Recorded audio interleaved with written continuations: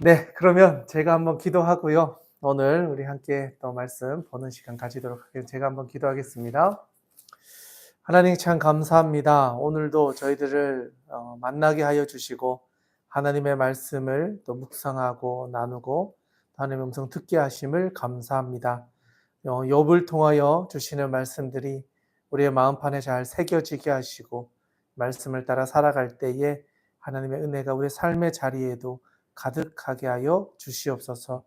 또한 우리가 살아가는 삶의 환경과 이해할 수 없는 많은 시련들 속에서 하나님의 선하심을 신뢰하게 하여 주시고 믿음을 붙잡고 우리의 삶의 자리를 묵묵히 걸어가며 주님의 음성 듣기 원하는 우리들의 인생 가운데 하나님 늘 동행하여 주시옵소서. 오늘도 함께하여 주실 줄 믿사오며 거룩하신 우리 구주 예수님의 이름으로 기도드리옵나이다. 아멘. 오늘 벌써 세 번째 날인데요. 다들 피곤하거나 지치지 않으셨을 줄로 믿습니다. 힘을 내셔서 첫 번째 주일을 잘 마무리하고 다음 주에 또 만나서 계속해서 하나님의 말씀을 우리 같이 계속해서 보면 좋겠습니다. 오늘 우리가 나누고자 하는 말씀은요. 네.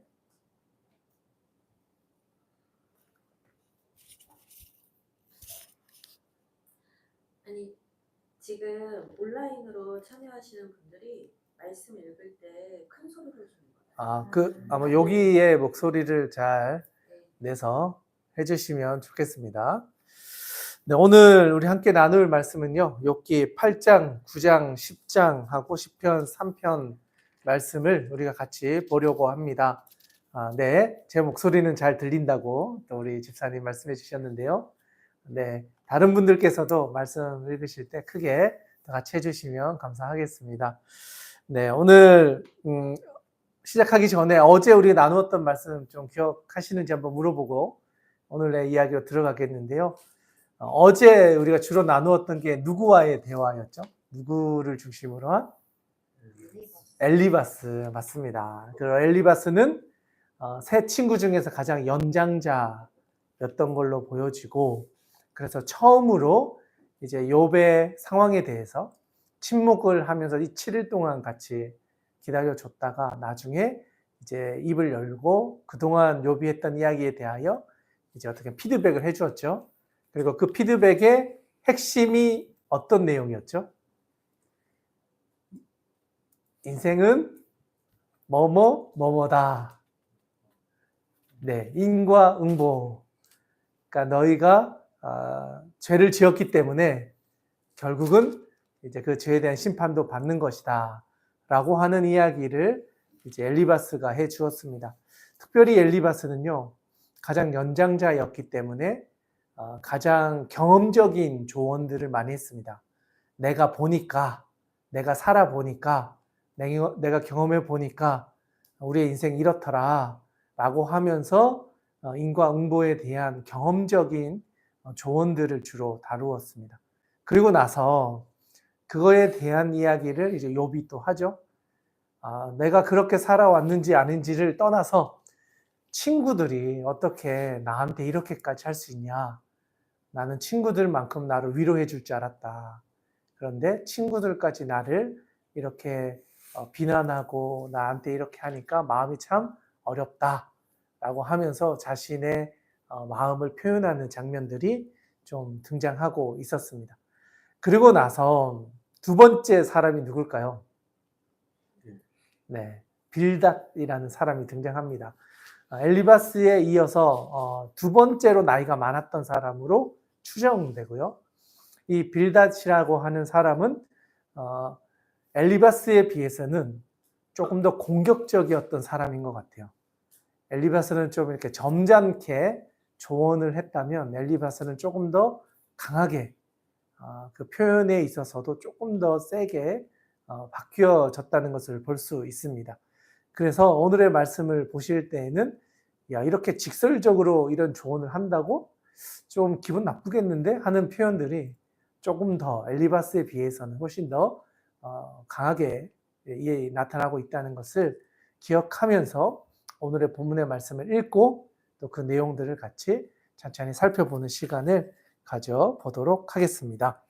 그러면 이제 8장으로 가서요. 2절씩 읽으면서 마지막 절까지 한번 읽어보도록 하겠는데요. 제가 먼저 1절과 2절의 말씀을 제가 먼저 읽겠습니다. 오른쪽으로 이렇게 돌아가면서 읽어주시면 감사하겠습니다. 제가 먼저 읽겠습니다. 크게 읽어주세요. 네, 크게 읽겠습니다. 수아 사람 빌닷이 대답하여 이르되 내가 어느 때까지 이런 말을 하겠으며 어느 때까지 내 입의 말이 거센 바람과 같겠는가? 하나님이 어찌 정의를 굳게 하시겠으며 전능하신 이가 어찌 공의를 굳게 하시겠는가? 이 자녀들이 주께 죄를 지었으므로 주께서 그들을 그 죄에 버려두셨나니 내가 만일 하나님을 찾으며 전능하신 이에게 간구하고 또 청결하고 정직하면 반드시 너를 돌보시고 내 의로운 처소를 평안하게 하실 것이라. 내 시작은 미약하였으나 내 나중은 심히 창대하리라. 청하건대 너는 옛 시대 사람에게 물으며 조상들이 터득한 일을 배울지어다. 우리는 어제부터 있었을 뿐이라 우리는 아는 것이 없으며 세상에 있는 날이 그림자와 같으니라. 그들이 내게 가르쳐 이르지 아니하겠느냐? 그 마음에서 나오는 말을 하지 아니하겠느냐? 왕골이 진펄 가운 아닌 데서 크게 자라겠으며 갈대가 물 없는 데서 크게 자라겠느냐? 이런 것은 새순이 돋아 아직 뜯을 때가 되어지기 전에 다른 풀보다 일찍이 마르느니라. 하나님을 잊어버리는 자의 길은 다 이와 같고 조속한 자의 희망은 무너지리니 그가 믿는 것이 끊어지고 그가 의지하는 것이 거미줄 같은즉 그 집을 의지할지라도 집이 서지 못하고 굳게 붙잡아 주어도 집이 보존되지 못하리라. 그는 햇빛을 받고 물이 올라 그 가지가 동산에 뻗으며 그 뿌리가 돌무더기에 서리어서 돌 가운데로 들어갔을지라도 그곳에서 뽑히면 그 자리도 모르는 채하고 이르기를 내가 너를 보지 못하였다 하리니 그 길의 기쁨은 이와 같고 그 후에 다른 것이 흙에서 나리라. 하나님은 순전한 사람을 버리지 아니하시고 악한 자를 붙들어 주지 아니하시므로 웃음을 내 입에 즐거운 소리를 내 입술에 채우시리니 너를 미워하는 자는 부끄러움을 당할 것이라. 악인의 장막은 없어지리라. 아멘. 네, 8장의 말씀을 잘 읽어주셨습니다. 좀 읽어보시니까 어떠신가요? 엘리바스에 비해서 표현하는 것들이 조금 더 강도가 세졌다라는 게 좀 느껴지시나요? 아니요. 저기 우리 소 목사님 아니요라고 말씀하셨는데요. 네, 그러면 한번 보면서 왜 세졌다는 표현을 쓰는지를 말씀을 보면서 한번 찾아보도록 하겠습니다.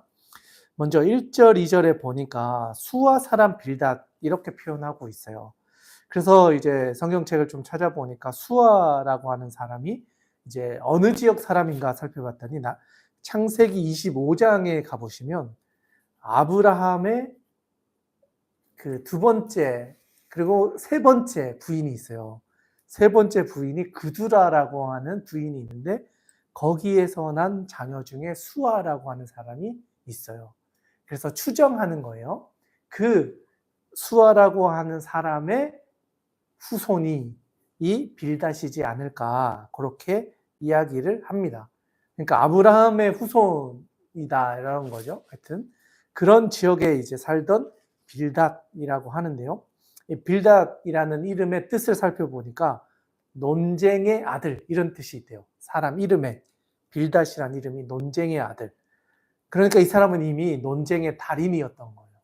그 이름에서 살펴볼 수 있는 것처럼 그만큼 논쟁에는 탁월한 사람인데 어떤 식으로 이제 말을 잘하는지 한번 보면 2절에 보면 내가 어느 때까지 이런 말을 하겠으며 어느 때까지 내 입의 말이 거센 바람과 같겠는가?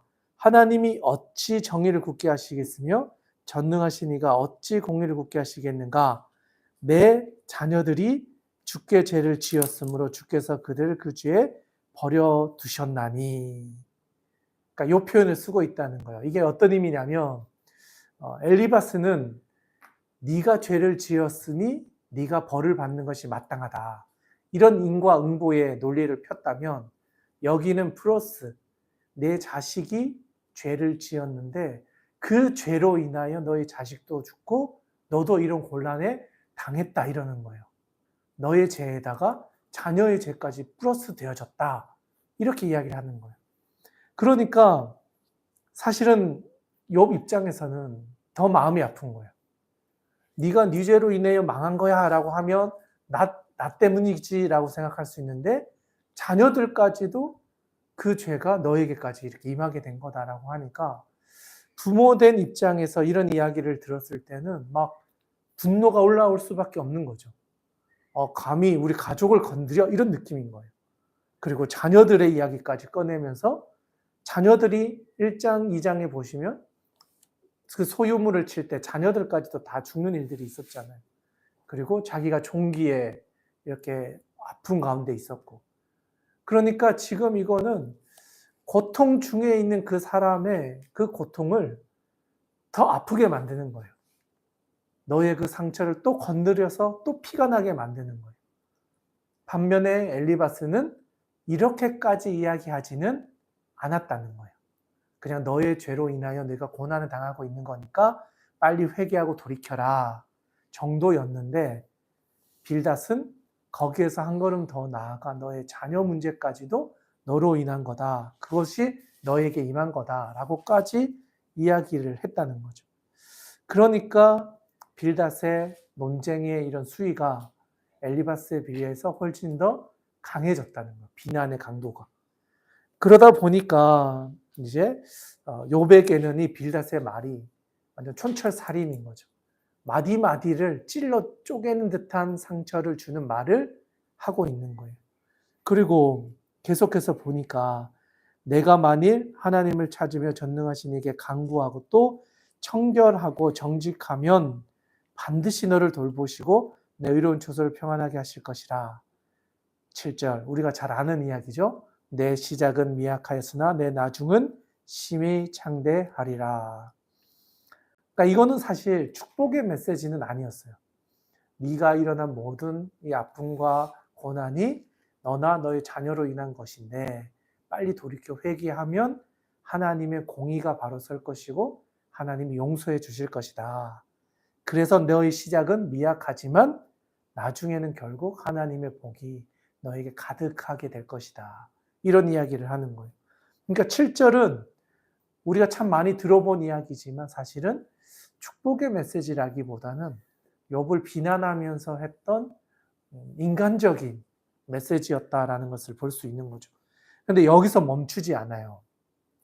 빌닷이 얼마나 말을 잘하는 사람이었냐면 8절에 보면 청하건대 너는 옛 시대 사람에게 물으며 조상들이 터득한 일을 배울지어다. 그러니까 이게 어떤 의미냐면 우리가 배워왔던 선생님들이나 조상이나 그들로부터 배웠던 전통적인 교육을 통해서 배워졌던 인간의 도리나 이런 교육을 통해서 배웠던 것들, 이런 것들을 네가 잘 안다면 왜 이런 일을 당하는지를 알게 될 거다. 속담을 봐라. 우리 지혜자들의 이야기를 들어봐라. 하면서 오히려 이제는 가르치려고 하고 있는 거죠. 그러면서 등장하는 것이 11절. 그러니까 이게 옛 속담 같은 거였대요. 그러니까 왕골이 진펄 아닌 데서 크게 자라겠으며 갈대가 물 없는 데서 크게 자라겠느냐. 이게 약간 우리가 보기엔 그냥 문장이지만 그 시대 사람들에게는 현인, 그러니까 지혜로운 사람들이 늘 하던 이야기. 그런 것 중에 하나가 이런 이야기였다는 거죠. 왕골이 진펄 아닌 데서 크게 자라겠느냐. 갈대가 물 없는 데서 크게 자라겠느냐. 그리고 13절. 저는 이 13절을 보면서 참 욥을 직설적으로 이렇게 표현하고 있었지 않았나 생각되는데요. 13절에 보면 하나님을 잊어버리는 자의 길은 다 이와 같고 저속한 자의 희망은 무너지리니. 그러니까 여기서 말은 하나님을 잃어버린 자의 길은 누구의 길인 거죠? 욥의 길인 거예요. 네가 말은 그렇게 하지 않았지만 너는 지금 하나님께 가는 길을 잃어버린 인생을 살고 있다. 라고 하면서 욥이 살아왔던 인생을 돌이켜버리는 거야. 돌려버리는 거죠. 너가 말로는 의롭게 잘 살아왔고 정직하게 살아왔다라고 하지만 실상은 하나님을 잃어버린 자의 길과 같은 인생을 산 거 아니냐. 욥의 인생을 부정하는 거죠. 하나님은 욥을 온전하고 악을 떠나고 하나님 보시기에 너무 훌륭한 사람이어서 사실 그 천상회의 1번, 2번 두 번의 천상회의에서 사실 욥을 칭찬하고 자랑했잖아요. 그런데 빌닷은 오히려 하나님으로부터 멀어진, 하나님으로부터 떠나버린 길을 살고 있었지 않느냐. 욥의 인생이 그런 인생이지 않았느냐라고 하면서 욥을 질책하고 있다는 거죠. 그러니까 욥은 이 이야기를 들 때 마음속에 더 상처가 깊어지는 거죠. 내가 그래도 열심히 하나님 앞에서 정직하게 살려고 노력해 왔는데 가장 친하다고 하는 친구들이 와서 나의 삶을 부정하는 거예요. 네가 그리스도인이라고 말했지만 그리스도인 아닌 길을 가고 있었던 거 아니냐. 숨기고 있었던 거 아니냐. 그런 이야기를 하고 있다는 거죠. 그래서 20절에 보니까 하나님은 순전한 사람을 버리지 아니하시고 악한 자를 붙들어 주지 아니하심으로. 그러니까 하나님은 순전한 사람을 버리지 않으시는데 지금 욥의 상태는 버려진 것 같잖아요. 그러니까 욥이 순전한 사람이 아니었다라는 걸 돌려서 이야기하는 거예요. 그리고 악한 자를 붙들어 주지 아니하신다. 결국 욥이 악한 인생을 살았기 때문에 이 고통 가운데 버려두신 것 같이 보인다 이런 거예요. 그러니까 이 표현들 하나하나가 점점 더 그 수위가 세지고 아픔 가운데 있는 그 욥의 마음을 그 폐부를 더 찔러서 쪼개고 더 아프게 만들고 있다라는 거죠.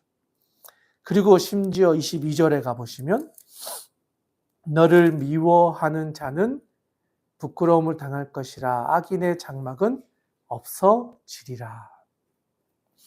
그러니까 결국 욥의 모든 것은 없어질 뿐이다. 이제 더 이상 너에게는 아무것도 남아있지 않을 것이다. 너는 악인의 장막과 같은 인생이 될 것이다. 이 정도로 평가를 하고 있는 거예요. 여러분 생각을 조금만 해본다면 가장 친한 친구 세 사람이 찾아온 거잖아요. 가장 믿었던 엘리바스, 빌닷, 소발. 엘리바스도 그랬지만 그 엘리바스의 플러스 더 센 말을 빌닷이 하고 있는 거예요. 이런 이야기를 듣고 있는 욥의 마음은 어땠을까? 우리가 욥의 입장에서 생각해 보면 차라리 이 친구가 찾아오지 않았으면 좋았겠다. 차라리 그냥 오지 말고 그냥 멀리서 그냥 있었으면 좋았을 것 같다. 그런데 찾아와서 이런 말을 하니까 욥의 마음 가운데는 더 슬픔이 커지고 있는 거죠. 그래서 참 친구이지만 정말 하나님 앞에서 하나님을 만나고 하나님의 지혜를 아는 사람과 그냥 그 환경과 상황을 보고 욥의 입장에서가 아니라 자신의 신앙의 경험으로 평가하고 있는 친구들의 모습을 보면서 무엇이 진짜 위로일까? 그 사람에게 필요한 위로는 무엇일까? 우리에게 한 번쯤 생각해 보게 하는 본문의 말씀이 아닌가 생각해 봅니다. 자, 그렇다면 빌닷이 이 정도로 이야기를 했다면 욥은 이 이야기를 듣고 어떻게 반응했을까? 이제 그 이야기가 9장과 10장에 이어지고 있습니다. 먼저 9장의 말씀인데요. 우리 두 절씩 돌아가면서 같이 한번 읽도록 하겠습니다. 제가 먼저 1절, 2절의 말씀을 봉독하겠습니다. 욥이 대답하여 이르되 진실로 내가 이 일이 그런 줄을 알거니와 인생이 어찌 하나님 앞에 의로우랴. 사람이 하나님께 변론하기를 좋아할지라도 첫 마디에 한 마디도 대답하지 못하리라. 그는 마음이 지혜로우시고 힘이 강하시니 그를 거슬러 스스로 완악하게 행하고도 형통할 자가 누구이랴. 그가 진노하심으로 산을 무너뜨리시며 옮기실지라도 산이 깨닫지 못하며 그가 땅을 그 자리에서 움직이시니 그 기둥들이 흔들리도다. 그가 해를 명령하여 뜨지 못하게 하시며 별들을 가두시도다. 그가 홀로 하늘을 펴시며 바다 물결을 밟으시며 두성과 삼성과 묘성과 남방의 밀실을 만드셨으며 측량할 수 없는 큰 일을 셀 수 없는 기이한 일을 행하시느니라. 그가 내 앞으로 지나시나 내가 보지 못하며 그가 내 앞에서 움직이시나 내가 깨닫지 못하느니라. 하나님이 빼앗으시면 누가 막을 수 있으며 무엇을 하시나이까 하고 누가 물을 수 있으랴. 하나님이 진노를 돌이키지 아니하시나니 라합을 돕는 자들이 그 밑에 굴복하겠거든. 하물며 내가 감히 대답하겠으며 그 앞에서 무슨 말을 택하랴.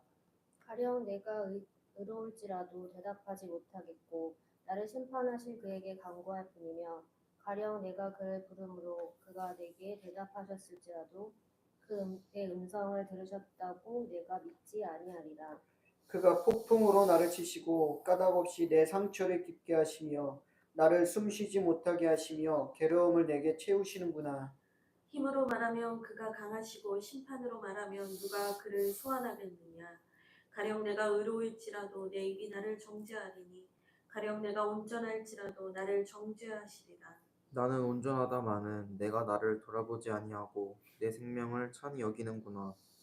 일이 다 같은 것이라. 그러므로 나는 말하기를 하나님이 온전한 자나 악한 자나 멸망시키신다 하나니. 갑자기 재난이 닥쳐 죽을지라도 무죄한 자의 절망도 그가 비웃으시리라. 세상이 악인의 손에 넘어갔고 재판관의 얼굴도 가려졌나니 그렇게 되게 한 이가 그가 아니시면 누구냐. 나의 날이 경주자보다 빨리 사라져 버리니 복을 볼 수 없구나. 그 지나가는 것이 빠른 배 같고 먹이에 날아 내리는 독수리와 같구나. 가령 내가 말하기를 내 불평을 잊고 얼굴빛을 고쳐 즐거운 모양을 하자 할지라도 내 모든 고통을 두려워하오니 주께서 나를 죄 없다고 여기지 않으실 줄 아나이다. 내가 정죄하심을 당할진대 어찌 헛되이 수고하리이까. 내가 눈 녹은 물로 몸을 씻고 잿물로 손을 깨끗하게 할지라도 주께서 나를 개천에 빠지게 하시리니 내 옷이라도 나를 싫어하리이다. 하나님은 나처럼 사람이 아니신즉 내가 그에게 대답할 수 없으며 함께 들어가 재판을 할 수도 없고 우리 사이에 손을 얹을 판결자도 없거나 주께서 그의 막대기를 내게서 떠나게 하시고 그의 위엄이 나를 두렵게 하지 아니하시기를 원하노라. 그리하시면 내가 두려움 없이 말하리라. 나는 본래 그렇게 할 수 있는 자가 아니니라. 아멘. 네, 9장에 넘어와서 이제 욥이 빌닷에 대한 이야기에 반론, 대답을 하고 있습니다. 그런데 그 내용을 보면요. 누구를 향한 변론으로 보여지십니까? 한번 보시면 사실 이 이야기는 빌닷이 한 거잖아요. 그러면 빌닷에게 이렇게 대답을 해야 되는데 내용을 살펴보면 빌닷을 향하고 있는 것이 아니라 하나님을 향하고 있다는 거예요. 저는 이게 참 욥이 새 친구와는 참 다른 점이다. 만약에 누군가가 우리를 비난하면 사실 우리는 비난하는 대상을 향해서 이야기를 하잖아요. 근데 욥은 비난한 그 빌닷에게 이야기를 하는 것이 아니라 이런 모든 일들을 일어나게 하신 근원은 하나님이라는 것을 알고 하나님께 이걸 탄원하고 있어요. 그러니까 이게 저는 새 친구와 욥의 결정적인 차이.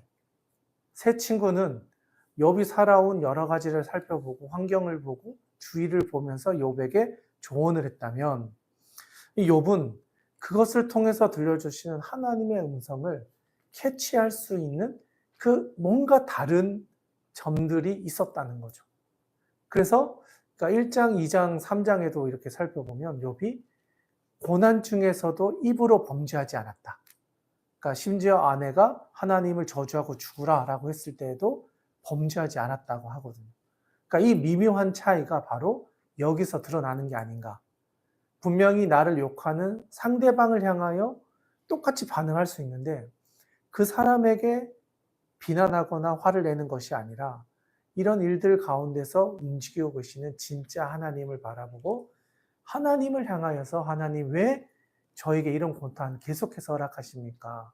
이 고난이 끝나기를 원합니다. 그런데 내 힘으로는 할 수 없는 일이고 하나님이 하셔야 되는데 하나님이 침묵하시는 것 같고 그러니 이 억울한 이 감정을 내가 어떻게 해야 될지 모르겠습니다. 하나님께 계속 탄원한다는 거죠. 그런 점에서 우리가 욥의 신앙의 어떤 교훈점을 찾는다면 우리가 당하고 있는 고난의 문제를 바라보는 우리의 시선도 그 나를 공격하고 있는 그 문제에 집중하는 것이 아니라 하나님이 이것을 왜 나에게 허락하셨는가를 보면서 하나님의 의도를 캐치할 수 있어야 된다는 거죠. 고난은 분명히 누구에게나 찾아와요. 원하지 않는 때에 우리가 생각하지 못한 방법으로 찾아와요. 그런데 그것을 견뎌내고 버텨내고 그 고통의 문제를 어떻게 이해하고 수용하느냐는 각자의 믿음에 달려 있는 거죠. 똑같은 일이라는 시련이 닥쳐도 그걸 하나님이 이걸 통해 어떤 것을 일하실 것을 보면서 하나님의 의도를 파악하는 사람이 있고 그 일 때문에 시험 들어서 하나님이 없다 하고 가버리는 인생도 있다는 거예요. 고난은 누구에게나 오는데 그걸 해석할 수 있는 사람의 그 능력은 각자에게 주어진 몫이고 그것을 통해서 하나님이 알기 원하는 것은 하나님이 어떤 분이신지를 더 깊이 있게 알기를 원하신다. 하나님과의 깊은 교제와 관계 속에서 인격적인 교제의 관계로 들어가기를 원하신다. 그리고 그 인격적인 교제를 통해서 하나님이 이 시련의 문제를 이겨내게 하시고 그것을 바라보는 시선을 우리의 흐트러져 있던 우리의 시선을 교정해 주시는 거죠. 이걸 통해서 하나님의 역사를 보게 하는 하나님이 이것 때문에 나에게 지금 이 산을 넘으라고 하시는구나. 그리고 이 관계의 문제를 넘으라고 하시는구나. 또 이런 여러 가지 사업의 문제를 넘으라고 하시는구나. 우리가 할 수 없는 문제를 넘으라고 하시는구나. 그런데 신기한 것은 그걸 넘어가면 그제서야 하나님이 이래서 이 고난을 나에게 허락하신 거구나 하는 걸 알게 된다는 거죠. 우리는 이해할 수 없는 고난이지만 하나님은 그것을 통해서 하나님의 의도가 분명히 있다는 거예요. 우리는 유한한 인생이기 때문에 다 알 수는 없지만 영원하신 전능자께서는 그것을 통해서 우리의 인생을 가장 아름답게 선하게 지금 계획하고 만들어가고 계신다. 그것을 욥이 나중에서는 완전히 깨닫지만 아직은 그 정도는 아니지만 어쨌든 새 친구와는 다른 신앙의 어떤 여정을 가고 있다는 것을 분명히 볼 수 있다.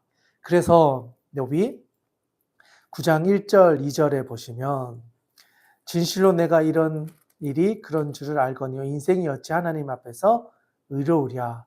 사람이 하나님께 변론하기를 좋아할지라도 천마디에 한마디도 대답하지 못하리라. 그러니까 결국 하나님 앞에서 의로운 인생은 없다. 나도 안다라는 거예요. 하나님 앞에서는 의로울 수 없다는 것도 안다. 아무리 변론하기를 좋아한다 할지라도 하나님 앞에서 한마디도 할 수 없는 것이 우리의 존재라는 것을 나도 안다. 그가 어떤 분이신지 나도 안다. 심지어는 7절에 가보시면 그가 해를 명하여 뜨지 못하게 하시며 별을 가두시도다. 그가 홀로 하늘을 펴시며 바다 물결을 밟으시며 북두성과 삼성과 묘성과 남방의 밀실을 만드셨으며 측량할 수 없는 큰 일을 셀 수 없는 기이한 일을 행하시느니라. 그러니까 하나님의 전능하심을 나도 안다는 거예요. 우리가 얼마나 유한한 존재인지를 나도 안다. 인간의 무력함을 이야기하는 거예요. 나도 나의 연약함을 알고 있다. 그런데 그럼에도 불구하고 하나님이 나를 그냥 내버려 두시는 것 같은 이 상황은 너무나 견디기가 쉽지 않다라는 거죠. 하나님이 북두성, 삼성, 묘성, 남방의 밀실을 만들고 측량할 수 없는 기이한 일들 행하시는 분이심을 아는데 왜 나는 이렇게 내버려 두시는지 이해가 되지는 않는다. 하나님이 역사의 주관자이시라는 것을 내가 알기는 알지만 나의 삶에 아무런 일이 일어나지 않고 그러니까 내버려 두신 것과 같은 이 침묵의 상태만큼 내가 도저히 견딜 수가 없다. 하나님이 왜 가만히 계시는지 내가 알 수가 없다. 그래서 14절에 하물며 내가 감히 대답하겠으며 그 앞에서 무슨 말을 택하랴. 내가 아무리 이렇게 외치고 질문하고 탄원해도 하나님이 가만히 계시면 사실 나는 아무것도 깨달을 수도 없고 이해할 수도 없다. 이 상황이 너무나 절망스럽다. 그런데 이제 15절에 보시면 가령 이제 가정을 하는 거예요. 가령 내가 의로울지라도 대답하지 못하겠고 나를 심판하실 그에게 간구할 뿐이며, 또 20절에 가보시면 가령 내가 의로울지라도 내 입이 나를 정죄하리니 가령 내가 온전할지라도 나를 정죄하시리라. 그러니까 가령하지만 그 뒤에는 여전히 내가 의롭다라고 하는 마음이 있는 거예요. 내가 그래도 열심히 살아왔고 믿음으로 잘 살아왔고 이게 내 뜻대로는 아니지만 내가 최선을 다해 살아왔다는 것을 본인은 인정하고 하나님도 그것을 아실 것이다 라는 가정하에 그래도 내가 믿음을 가지고 이렇게 살았는데 하나님 어떻게 이렇게 내버려 두십니까? 하나님이 공의로우시다고 하셨는데 왜 나를 버려 두십니까? 이거에 대해서는 내가 도저히 납득이 안 되고 이해가 되지 않습니다. 심판하신다고 하셨는데 이렇게 온전한 사람도 심판하십니까? 하나님이 말씀하신 것처럼 내가 의롭게 살았고 온전하게 살아왔는데도 불구하고 하는 저를 심판하십니까? 도저히 저로서는 납득이 되지 않습니다. 하나님이 말씀하신 공의가 믿어지지 않습니다. 혹시 하나님의 공의가 잘못된 거 아닙니까? 이런 이야기를 하고 있다는 것이죠. 그래서 24절에 가보시면 얼마나 답답했으면 이런 이야기를 하는 거예요. 24절에 세상이 악인의 손에 넘어갔고 재판관의 얼굴도 가려졌나니 그렇게 되게 한 이가 그가 아니시면 누구랴. 이제 자신의 억울함을 이야기하는 거예요. 억울함. 심지어 세상이 악인들의 손에 넘어갔다. 이런 표현까지 쓸 정도로 악인들에 대해서 심판하지 않고 재판관이 얼굴을 가리고 온전한 재판을 하지 않는 것처럼 보여지는 이 상황. 이거 결국 하나님이 가만히 계시는 것 아닙니까? 하나님이 침묵하시는 거 아닙니까? 방관하시는 거 아닙니까? 이런 이야기를 하고 있다는 거죠. 그래서 25절, 26절에 이렇게 이야기합니다. 나의 날이 경주자보다 빨리 사라져 버리니 복을 볼 수 없구나. 그 지나가는 것이 빠른 배 같고 먹이에 날아 내리는 독수리와 같구나. 가령 내가 말하기를 내 불평을 잊고 얼굴빛을 고쳐 즐거운 모양을 하자 할지라도 내 모든 고통을 두려워하오니 주께서 나를 죄 없다고 여기지 않으실 줄을 아나이다. 그러니까 본인도 이런 고난 가운데 침묵하시는 하나님 앞에서 도저히 견딜 수 없는 이 결과 앞에서 하나님이 침묵하시는 이 상황 앞에서 내가 무력하고 아무것도 할 수 없음을 고백하는 거예요. 이렇게 무력한가? 도대체 하나님이 내 삶에 정말 역사하고 계셨던 것이 맞나? 좌절하고 하나님께 직설적으로 진짜 하나님 계시는 거 맞습니까? 이렇게 이야기를 하고 있는 거죠. 그래서 32절부터 35절의 이야기가 이어집니다. 32절에 보니까 하나님은 나처럼 사람이 아니신즉 내가 그에게 대답할 수 없으며 함께 들어가 재판을 할 수도 없고 우리 사이에 손을 얹을 판결자도 없구나. 주께서 그의 막대기를 내게서 떠나게 하시고 그의 위엄이 나를 두렵게 하지 아니하시기를 원하노라. 그래 하시면 내가 두려움 없이 말하리라. 나는 본래 그렇게 할 수 있는 자가 아니니라. 아멘. 결국 하나님과 인간인 자신의 무력함 속에서 내가 아무리 이렇게 이야기한다 해도 하나님 가만히 계시면 아무것도 얻을 수 없는 나의 미약함, 그런 존재임을 나도 알고 있습니다. 그러나 하나님이 나에게 말하라고 하는 기회를 주시면 내가 변론하고 싶습니다. 하나님 왜 이런 이야기를, 왜 이런 일들을 저에게 허락하셨는지를 내가 하나님께 묻고 싶습니다. 그런 이야기를 9장에서 이어가고 있는 것입니다. 좀 요약하자면 하나님 앞에 나의 상황을 변론하는 거예요. 빌닷에게 따지고 싸워서 막 변론하는 게 아니고 이 모든 상황을 열어놓으시고 하나님께 시선을 고정하고 하나님과 쇼부를 보고 있는 거예요. 하나님 왜 이렇게 나에게 고통을 주셨습니까? 이해할 수 없는 이 아픔과 고난 속에서 하나님의 뜻을 알고 싶습니다. 저에게 하나님의 뜻을 보여주십시오. 그러나 내가 이렇게 말한다고 해서 하나님이 꼭 답을 주시는 분이 아니시다는 것도 압니다. 내가 그런 존재도 아니다는 것도 압니다. 그럼에도 불구하고 내 마음을 하나님께 탄원합니다. 저에게 기회를 주신다면 왜 내가 이런 고통을 당해야 하는지 하나님께 질문하고 싶습니다. 이런 이야기를 9장에서 하고 있다는 거죠. 자, 계속해서 이제 10장으로 넘어가서 이 이야기가 이제 어떻게 발전되어져 가는지를 우리 같이 말씀을 보면서 이렇게 살펴보도록 하겠습니다. 2절씩 같이 읽으면서 또 가보도록 하겠습니다. 내 영혼이 살기에 곤비하니 내 불평을 토로하고 내 마음이 괴로운 대로 말하리이다.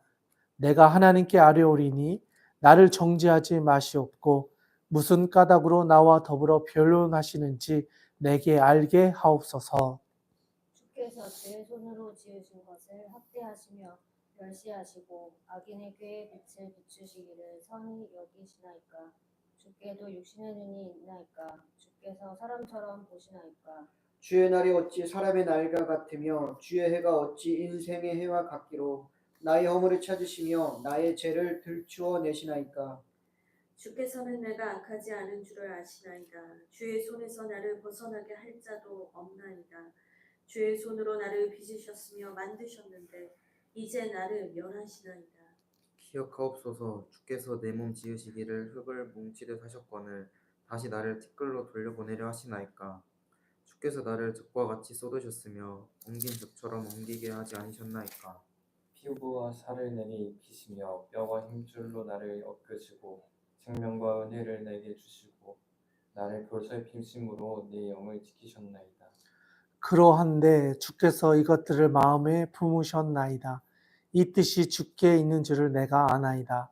내가 범죄하면 주께서 나를 죄인으로 인정하시고 내 죄악을 사하지 아니하시나이다.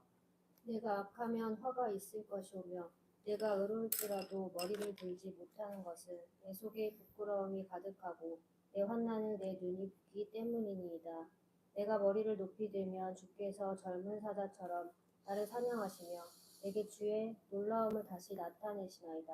주께서 자주자주 증거하는 자를 바꾸어 나를 치시며 나를 향하여 진노를 더하시니 군대가 번갈아서 치는 것 같으니이다. 주께서 나를 태에서 나오게 하셨음은 어찌함이니까. 그렇지 아니하셨더라면 내가 기운이 끊어져 아무 눈에도 보이지 아니하였을 것이라. 있어도 없던 것 같이 되어서 태에서 바로 무덤으로 옮겨졌으리이다. 내 날은 적지 아니하니까. 그런즉 그치시고 나를 버려두사 잠시나마 평안하게 하시되 내가 돌아오지 못할 땅 곧 어둡고 죽음의 그늘진 땅으로 가기 전에 그리하옵소서. 땅은 어두워서 흑암 같고 죽음의 그늘이 져서 아무 구별이 없고 공명도 흑암 같으니이다. 아멘. 네, 10장으로 넘어와서 이제 9장의 그 마음이 계속해서 이어집니다. 처음에는 억울했다가 이해할 수 없는 하나님을 바라봤다가 그럼에도 불구하고 모든 것이 하나님의 손안에 있음을 또 인정했다가 그럼에도 이해할 수 없는 하나님에 대해서 또 탄원했다가 하나님 제가 무력하다는 것을 압니다. 그런데 하나님 저 열심히 살아왔습니다.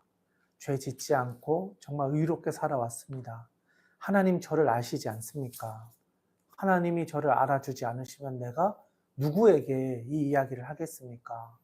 그런 내용의 이야기들을 쭉 하면서 이제 10장에 넘어와서는 그럼에도 불구하고 하나님 제 마음을 하나님께는 이야기하고 싶습니다. 그래서 이제 자기의 이야기를 토해내는 거예요. 1절, 2절에 보시면 내 영혼이 살기에 곤비하니 내 불평을 토로하고 내 마음이 괴로운 대로 말하리이다. 그러니까 참아왔던 말을 이제는 더 이상 참을 수가 없어서 하나님께만큼은 하겠습니다. 그런 이야기인 거예요. 2절에 보니까 내가 하나님께 아뢰오리니 나를 정죄하지 마시옵고 무슨 까닭으로 나와 더불어 변론하시는지 내게 알게 하옵소서. 이 고난에 대해서 알게 해달라는 거예요. 왜 이런 일들이 일어났는지를 저에게는 알게 해주셔야 되지 않겠습니까? 도저히 이해할 수 없는 이런 아픔, 슬픔, 고난 속에서 하나님이 그래도 저에게는 왜 이런 일들을 허락하셨는지를 알려주셔야 하지 않겠습니까? 그런 이야기를 하고 있습니다.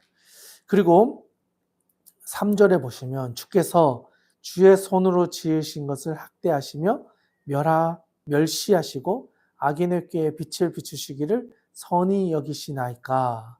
그러니까 자신이 하나님이 지으시는데 학대를 당하고 있는 것처럼 자기 자신을 보고 있는 거예요. 학대를 하고 멸시하고 있는 것처럼 내 자신의 삶이 그렇게 보여진다는 거예요. 그 정도로 쉽지 않다라는 거죠. 그래서 얼마나 답답했는지 주께서도 육신에 눈이 있나이까? 주께서 사람처럼 보시나이까? 주의 날이 어찌 사람의 날과 같으며 주의 해가 어찌 인생의 해와 같기로 나의 허물을 찾으시며 나의 죄를 들추어 내시나이까? 주께서는 내가 악하지 않은 줄을 아시나이다. 여전히 자신의 마음 가운데 이 정도면 잘 산 거 아닙니까, 하나님? 내가 그래도 의로운 인생을 살아오지 않았습니까? 자신의 의로움을 하나님 앞에서 변론하고 있는 거예요. 하나님 이 정도면 되지 않습니까? 사실 이거는 참 조심스러운 표현인 것 같아요. 자신이 그렇게 살아왔다 할지라도 결국은 인정하는 건 하나님의 영역이잖아요. 우리가 최선을 다해 살아가되 결국은 하나님의 앞에 섰을 때 네가 어떻게 살았는지를 평가하시는 것은 하나님의 영역인데 욥은 그만큼 고통 가운데 있다 보니까 하나님 그래도 이 정도면 하나님의 은혜 있고 회복되고 뭔가 새로운 역사 일어나야 되지 않겠습니까? 하는 마음을 계속해서 하나님께 탄원하고 있는 거죠. 그러다 보니까 9절에 기억하옵소서 주께서 내 몸 지으시기를 흙을 뭉치듯 하셨거늘 다시 나를 티끌로 돌려 보내시려 하시나이까. 그러니까 창조자, 모든 것을 만드신 하나님 손에 의해서 빚어졌는데 이제는 또 하나님이 저를 다시 먼지로 흙으로 돌아가게 하십니까? 도대체 하나님의 의도를 내가 알지 못하겠습니다. 왜 내가 이런 인생을 살아야 하는지 도저히 저의 인생의 의미를 찾지 못하겠습니다. 그런 이야기를 하나님께 하고 있다는 거죠. 그러다 보니까 11절, 12절에 이제 또 구체적으로 설명하는 거예요. 피부와 살을 내게 입히시며 뼈와 힘줄로 나를 엮으시고 생명과 은혜를 내게 주시고 나를 보살피심으로 내 영을 지키셨나이다. 그러한데 주께서 이것들을 마음에 품으셨나이다.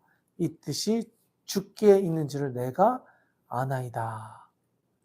결국 하나님 손 안에서 태어나고 죽는 것이 있다는 것은 내가 다 아는데 하나님이 지금 이 일을 이루고 계시는구나. 하나님이 나를 살리시기도 하고 죽이시기도 하시고 하시는 것을 내가 알고 있습니다. 그런데 지금은 나를 죽음으로 몰아가시는 상황이십니까? 그래서 15절에 내가 악하면 화가 있을 것이오며 내가 의로울지라도 머리를 들지 못하는 것은 내 속에 부끄러움이 가득하고 내 환난을 내 눈이 보기 때문이니이다. 결국 이런 결과들, 자기에게 주어져 있는 이 절망의 상황들이 나의 죄와 나의 과오로 인한 것임을 돌아보게 하시니 내가 할 말이 없습니다. 그럼에도 불구하고 여전히 나에게는 그래도 이 정도면 하나님 앞에서 의로운 인생이지 않습니까? 하는 마음이 여전히 욥의 마음 가운데 한켠에 있었다라는 거죠. 의인이 형통해야 되는데 왜 그러지 않습니까? 하는 질문이 욥에게 계속해서 있었다는 거죠. 그런데 변하지 않는 상황 속에서 하나님을 이해할 수 없기 때문에 계속해서 질문을 던지면서 하나님의 마음을 도저히 알 수 없습니다.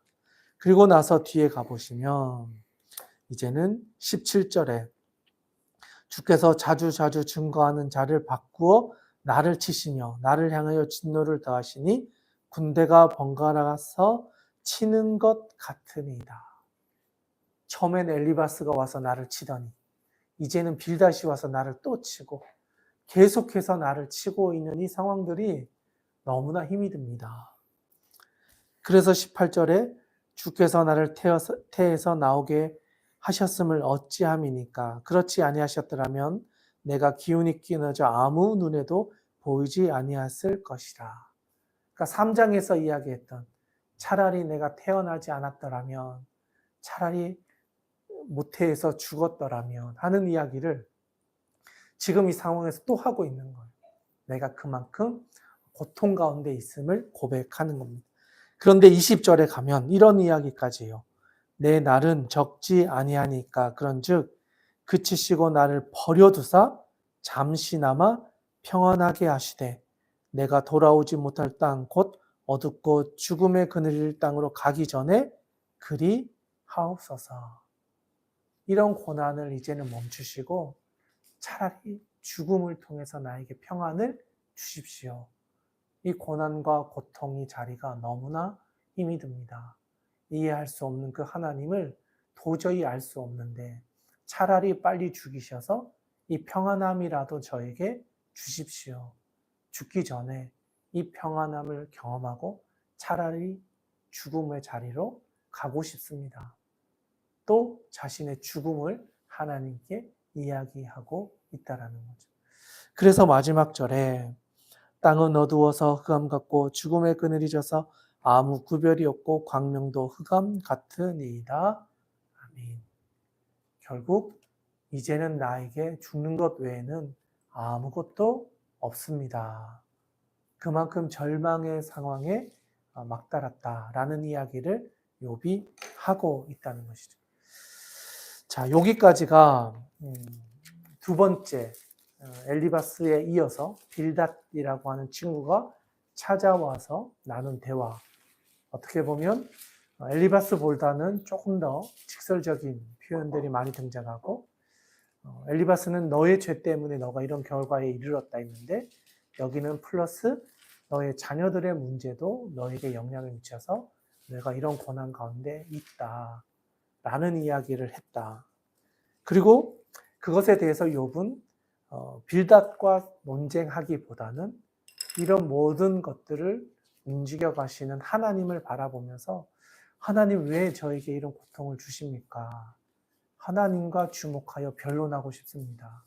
하나님께서 이러한 모든 일에 대한 이유를 하나님으로부터 듣고 싶습니다. 하나님 저에게 말씀해 주십시오. 하나님과 변론하고 싶습니다. 제 마음은 이렇습니다. 답답하고 어렵고 힘들고 차라리 죽는 것이 더 쉽지 않겠습니까? 차라리 저에게 이런 평안이라도 주십시오 하면서 하나님께 자신의 마음을 탄원하고 있다. 네, 여기까지가 오늘 우리가 함께 살펴봤던 욥의 말씀이라 할 수 있겠습니다. 계속해서 이야기하는 거지만 욥은 고통의 문제와 아픔과 상처의 문제에 있어서 사람을 보지 않고 하나님을 보려고 했다는 점, 그것을 통해서 하나님의 뜻, 하나님의 의도, 하나님 왜 이런 일들을 허락하셨는가를 계속해서 찾으려고 했다는 점에서 다른 친구들과는 다른 모습을 보여주었다.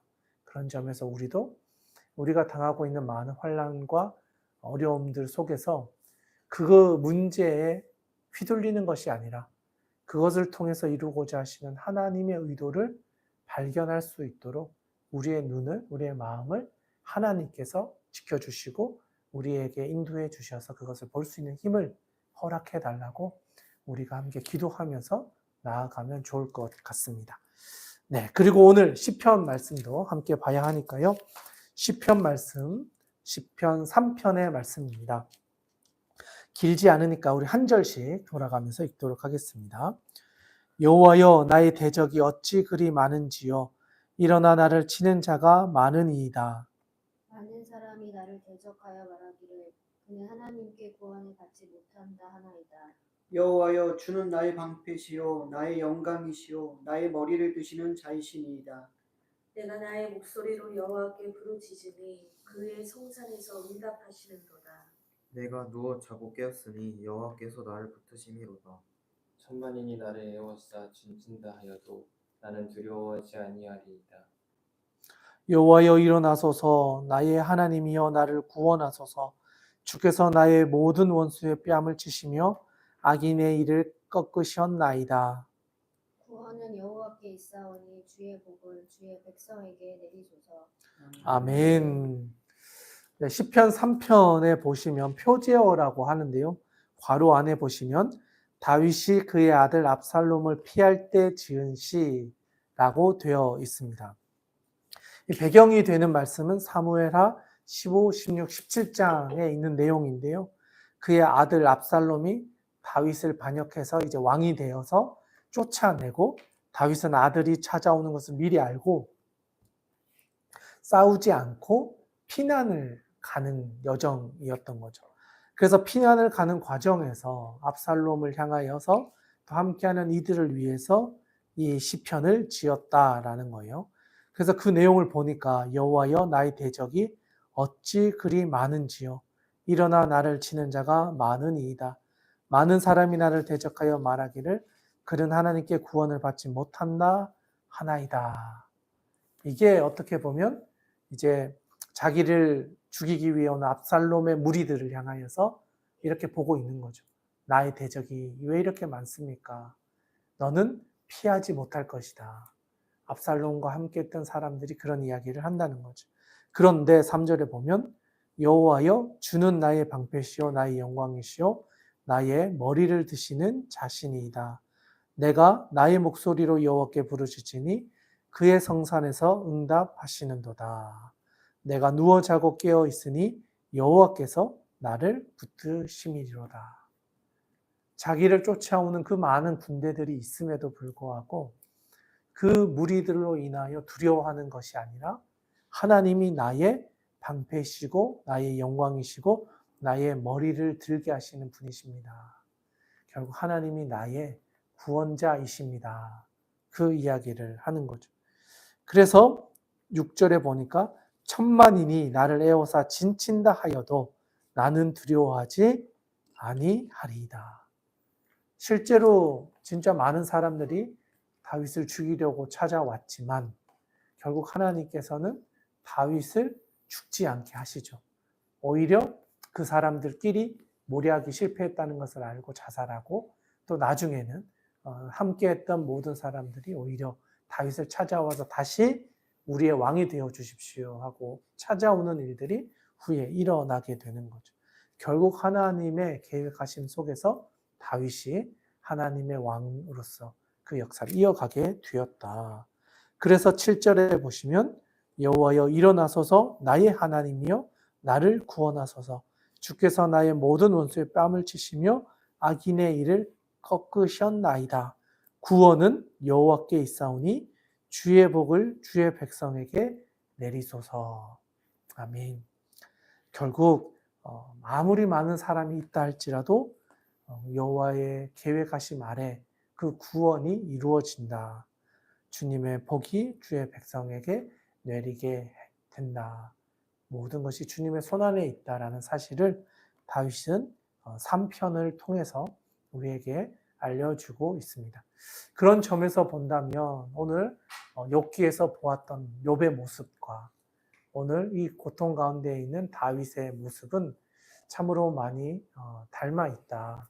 상황을 보지 않고 그 가운데 넘어 계시는 하나님을 바라보면서 이 가운데 역사를 주관하고 계시는 분, 우리가 이해할 수 없는 고난과 고통과 아픔과 절망 속에 있지만 그 뒤에서 역사하시는 하나님을 볼 수 있는 눈, 그것을 가진 사람들은 그런 어려움과 고난 속에서도 끝까지 하나님을 포기하지 않는다. 오히려 하나님을 더 굳게 잡아서 분명한 하나님의 음성을 듣고 하나님의 구원을 경험한다. 욥기도 우리가 아직 많이 안 봤기 때문에 끝을 못 보는 거지만 나중에 42장까지 다 가보면 욥도 결국은 끝까지 하나님을 붙잡으려고 했던 그 노력, 그 헌신과 그 집중력이 결국 하나님의 음성을 듣고 하나님이 왜 이런 이야기를 나에게 하셨는가를 깨닫게 되는 지점까지 가게 되거든요. 그런 점에서 다윗도 그렇고 욥도 그렇고 포기하지 않았다는 거예요. 고난 속에서 포기하지 않았고 아들이 나를 죽이러 오는 그 상황에서도 하나님을 신뢰하였고 나의 죽음이 오고 가는 그 상황에서도 의연하게 갈 수 있는 것. 하나님이 나를 구원해 주실 것이다. 우리가 원하는 방식은 아니지만 하나님의 방법으로 우리를 하나님의 나라의 영광이 되도록 우리를 선한 도구로 합력하여 선을 이루시는 하나님의 은혜를 우리의 인생 가운데 이루실 것이다. 그것을 믿고 나아가는 사람에게는 반드시 하나님의 구원이 임하게 될 것이다. 오늘 말씀처럼 8절에 구원은 여호와께 있사오니 주의 복을 주의 백성에게 내리실 줄로 믿습니다. 오늘 말씀을 끝까지 함께 하셨던 모든 분들에게도 이러한 하나님의 은혜가 임할 줄로 믿습니다. 여러분의 삶의 자리가 욥과 같이 이해할 수 없는 고난과 아픔과 절망 속에 있다 할지라도 하나님을 끝까지 붙잡고 나아가신다면 하나님께서는 분명히 그것에 대한 분명한 하나님의 응답을 이해할 수 있는 은혜를 허락하여 주실 줄로 믿습니다. 하나님이 우리의 삶의 주인 되심을 굳건히 믿고 나아가실 때 분명한 하나님의 구원을 우리의 인생 가운데 맛보게 되실 줄로 믿습니다. 오늘은 여기까지 하고요. 각자 삶의 자리에서 또 기도하면서 오늘의 말씀을 여러분의 마음판에 잘 새기고 또 다음 주에 그 다음의 말씀을 이어서 함께 하도록 하겠습니다. 온라인으로 함께 하시는 분들은 또 이후에 각자 기도하면서 또 마무리하는 시간을 가지시면 좋겠습니다. 오늘은 여기까지 하도록 하겠습니다. 모두 수고 많으셨습니다.